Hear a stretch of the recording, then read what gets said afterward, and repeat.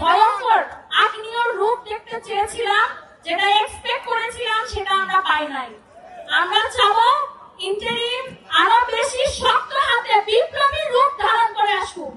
আমরা চাবো ইন্টারিমের বিপ্লবী রূপ। আমরা লুতুপুতু সরকার চাই না, আমরা চাই বিপ্লবী সরকার। কেন এখন পর্যন্ত সরকারের বিপ্লবী রূপ আমরা দেখলাম না? আমরা চিৎকার করব, তাদেরও আমাদের সাথে চিৎকার করতে হবে, তাদেরও আমাদের সাথে জনগণের সাথে একাত্মতা পোষণ করতে হবে, কারণ তারা জনগণের সরকার। আপনি আমি আপনারা আমরা চেয়েছি বলে তারা ক্ষমতায় এসেছে। কাদের জন্য?